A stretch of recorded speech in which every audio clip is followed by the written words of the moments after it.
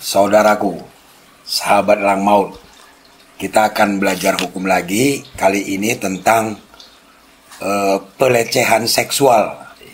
Ini terkait dengan yang lagi rame nih, masalah Iklim Hakim ya, yang katanya mengaku mendapat perlakuan pelecehan seksual sampai dengan rame lah di medsos ya, kita tahu sendiri. Nah, sekarang kita cari tahu dulu apa itu pelecehan seksual. Pelecehan seksual itu adalah sebuah tindakan yang menjurus ke arah seksual yang tidak diinginkan oleh salah satu pihak.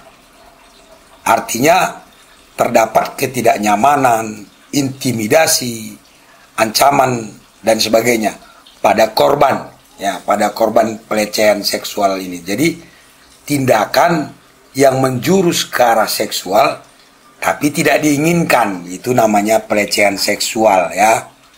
Jadi kuncinya adalah adanya ketidakinginan atau penolakan ya pada apapun bentuk-bentuk yang dilakukan yang bersifat ada unsur seksualnya.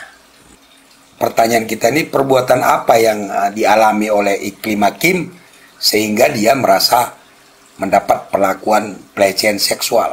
Apakah memang memenuhi unsur seperti yang kita bahas di atas tadi? Nah, kalau ada unsur seperti itu, maka bisa dikenakan di pasal 289 KUHP. Ya, bunyinya begini.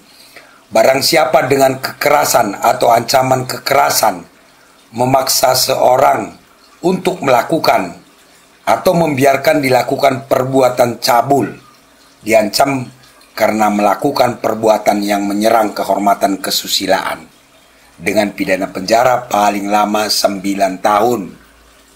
Nah, dibedakan ya dengan pemerkosaan. Pemerkosaan lain lagi teman-teman. Itu diatur di pasal 285 KUHP. Apa itu? Barang siapa dengan kekerasan atau ancaman kekerasan memaksa ya perempuan yang bukan istrinya bersetubuh dengan dia, dihukum karena memperkosa dengan hukuman penjara selama-lamanya 12 tahun. Bedanya kalau pelecehan tadi tidak mengarah ke persetubuhan ya, tapi perbuatan yang ada unsur seksualnya, biasanya mencium, meraba dan lain sebagainya. Bisa dibedakan ya teman-teman. Nah, sekarang apakah memang ada orang yang memperlakukan Iklim Hakim seperti itu? Kalau ada, berarti harus dibuktikan. Dibuktikan ada saksinya atau ada rekaman videonya misalnya. Itu bisa, tapi kalau hanya pengakuan saja kan sulit pembuktiannya teman-teman ya. Karena biasanya orang melakukan hal-hal seperti itu kan di tempat tertutup, jadi sulit pembuktian. Kecuali dilakukan di tempat terbuka, itu ada pasal tersendiri lagi. Melakukan perbuatan asusila di muka umum itu beda lagi ya. Nah, dari sini kita sudah bisa paham dengan ramenya medsos tentang Ibu Iklim Hakim ini. Nah, sekarang kita sudah paham. Nah, pertanyaannya, apakah Iklim Hakim sudah melaporkan seseorang yang diduga telah melakukan pelecehan seksual terhadapnya? Saya belum tahu juga, saya belum ada dengar beritanya. Yang kita tahu kan hanya rame di medsos, diduga begini, diduga begitu, tapi tidak ada dilaporkan. Nah, sekarang kita dengar bahwa Iklim Hakim yang dilaporkan pencemaran nama baik dengan cerita-cerita tadi.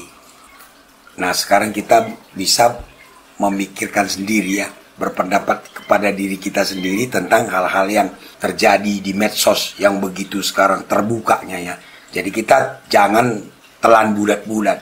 Kita selalu cek and recheck ya. Kita harus berhati-hati ya.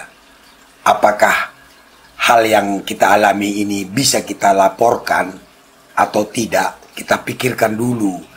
Apakah ada unsur pidananya atau apakah kita bisa melakukan gugatan perdata misalnya? Kita pikir dulu matang-matang, jangan sampai salah jalan ya. Jangan sampai karena suatu hal yang di luar keinginan kita akhirnya menjadi masalah buat kita.